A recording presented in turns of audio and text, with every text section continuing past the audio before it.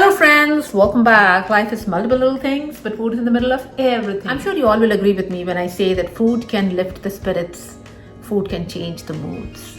The recipe that I am sharing today definitely raises the mood of my family.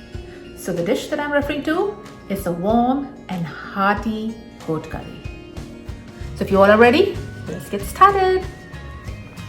So first let me share the list of ingredients that we require today, and then we are going to start with the marination process. So add 2 teaspoons of turmeric powder to 2 pounds of goat meat, 2 teaspoons of salt. Follow this up with 1 tablespoon of ginger paste and 1 1/4 tablespoon of minced garlic or garlic paste, whatever is available with you. Anything will work. Then add 1 tablespoon of Deghi mirch, which is red pepper powder, and 1 1/2 tablespoons of homemade masala. So to know more about this, check the description box.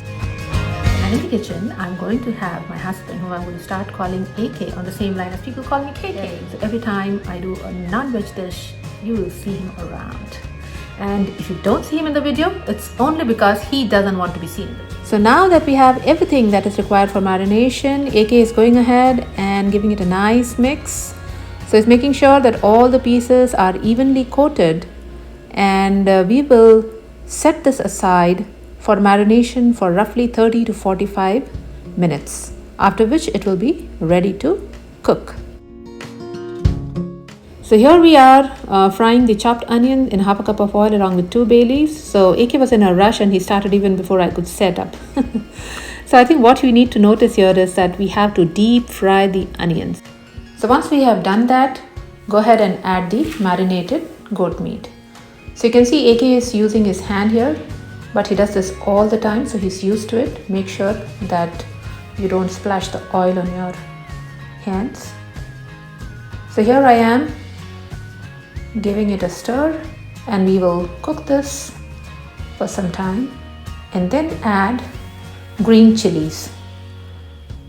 So yes, we have 3 to 4 green chilies here, or maybe more, and then add 1 teaspoon of ground black pepper and Kashmiri chili. Yes, we want it spicy. However, if you do not want it to be too spicy, go ahead and make adjustment to the spice levels. So you can see it's been cooking for 10 minutes, and then we are adding the chopped tomato. So tomato will add a little bit of moisture into the curry, and we will be able to continue to cook this for some more time. So after adding the tomato, we are roughly cooking this for 20 minutes. You can see how the color is developing. It's nice and rich.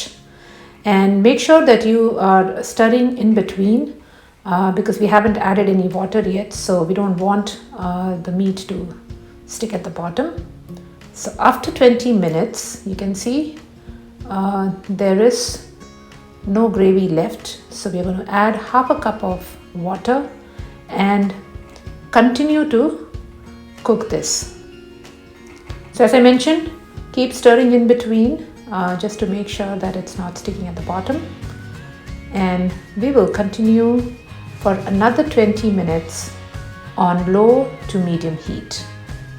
You can see it's almost 20 minutes of cooking and the gravy is almost dried, so we are going to add 2 cups of water.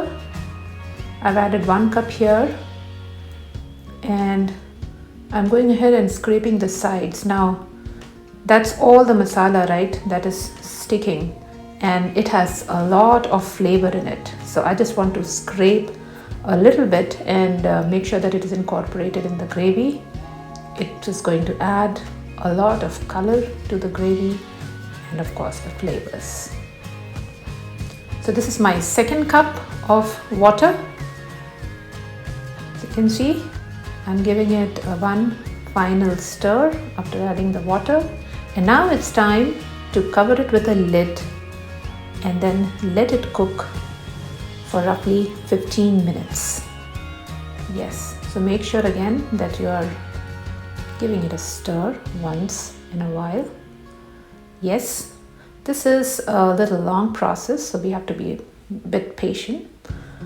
It's 15 minutes and you can see the meat is cooking really well, but it is still not done. So we are going to go ahead and add 3 to 4 cups of water at this point in time. So we want to make sure that the entire meat is covered with the water. Yeah, so there you go. I have added all the water.